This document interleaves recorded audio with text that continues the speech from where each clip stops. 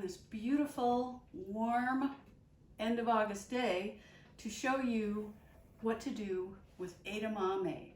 Now, I went to my farmer's market and I was so thrilled to see this edamame on sale. Now, you may not be familiar with it unless you've had it in the other form, which is the frozen kind. So this is that pod that they serve as a snack at sushi bars, or you can buy it already prepped and shelled in the freezer section. Both are absolutely fabulous, but this I'm going to give us a special little lesson today, a little treat with the fresh edamame. So this is fresh green soybeans. Now, it's not the yellow soybeans that they use to make tofu, just picked green. It is a specific breed of soybean which has been developed over many years to have a higher fat content and a higher sugar content to make it more tasty. It also has a softer, a slightly crunchy texture, but if you ever eat a yellow soybean, they're not something you want to snack on. That's why everybody makes them into tofu and tempeh and things like that. Soybeans, yellow soybeans aren't super tasty, but these are. So the traditional way of cooking them for an edamame snack at the sushi bar is to take these green pods and you can snip the ends off. Now, some people skip that, but that way we'll get the salt will go into the soybean more thoroughly. You can just, take some time to spend a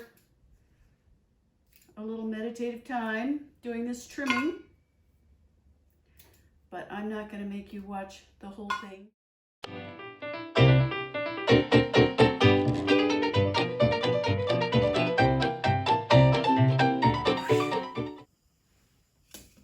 Trimmed my edamame pods in this lovely bowl, and I have a couple tablespoons of this really nice, actually some nice Hawaiian salt that I bought at the Asian market when I was picking up my other Japanese ingredients. And I'm going to put these guys in a bowl and just really give them a good massaging. And the reason for this is it does two things. It helps to drive the salt into the pods a little bit, and it helps to kind of scrape some of that fuzz off of them. And they're just a little bit furry.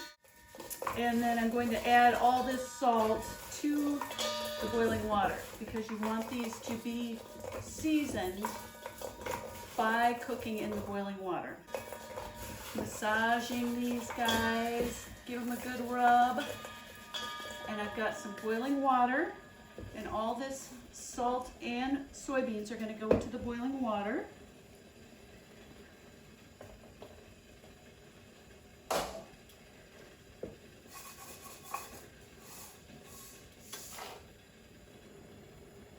And I'm going to leave the lid off so that the pods will stay green. And then I'm going to cook this for about 5 minutes. So I'll be back in 5 minutes. So 5 minutes have passed. My edamame is just bubbling along here. So I'm going to strain it. Now, technically, I should let this just sit in its salty goodness for about 15 minutes to finish absorbing the salty flavor. But I'm gonna get crazy and just kind of throw a few in a bowl. Ooh, they're hot. And let them cool off before I take a bite.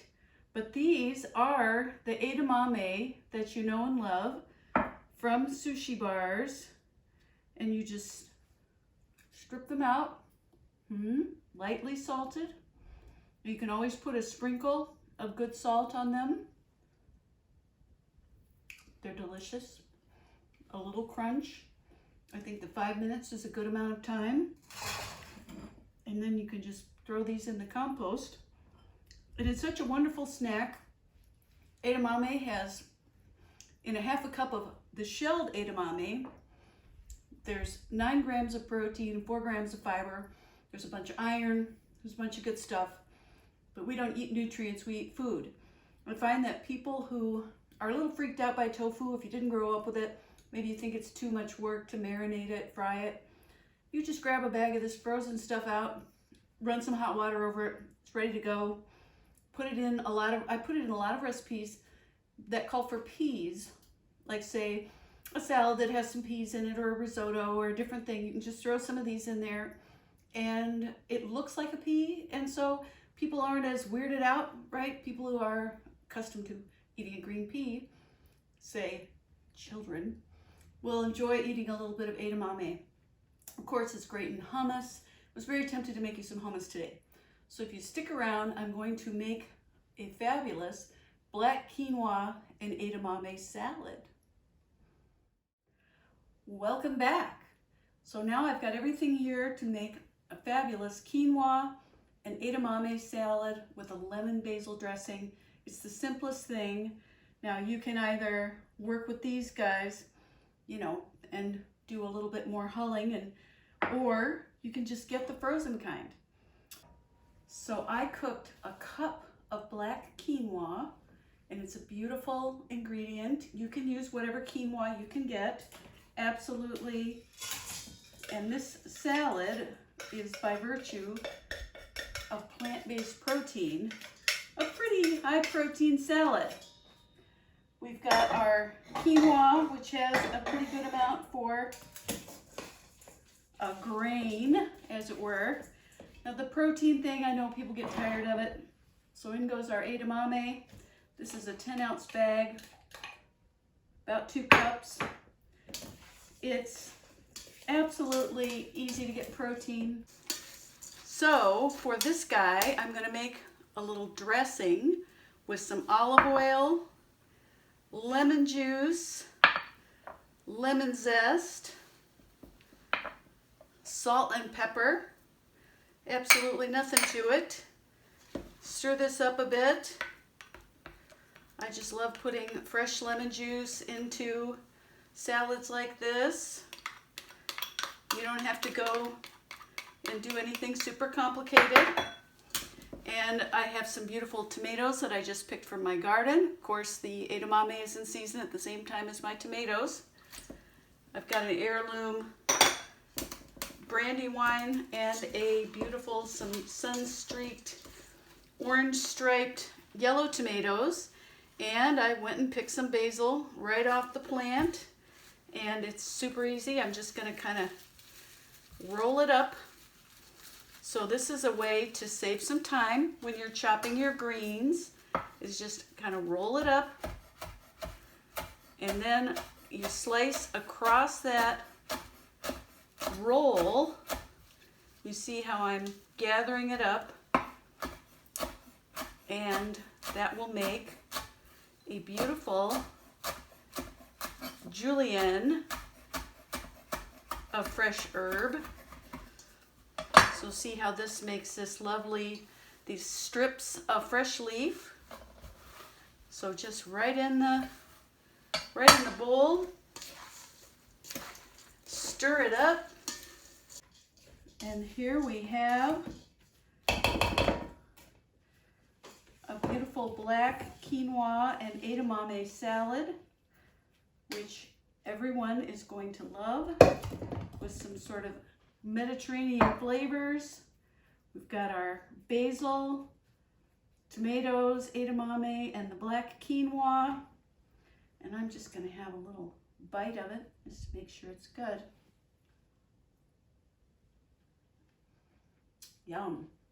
Yum, yum, yum. The edamame is a little crunchy. The black quinoa has a little bit more flavor than the white, but it's really still quite mild. And it's a very dramatic looking salad. I think everyone's going to be drawn to it, and everyone's going to say, I've got to have a bite of that. So that's what we look for when we make something so fantastic, because the best thing you can do for people, the most loving thing you can do for the people around you, is make them good food that nourishes both body and soul. Please come back and visit me sometime again. I will be here cooking again for you. Have a great rest of the summer. How'd you like to have a little black quinoa and edamame salad with a lemon basil dressing? So tasty.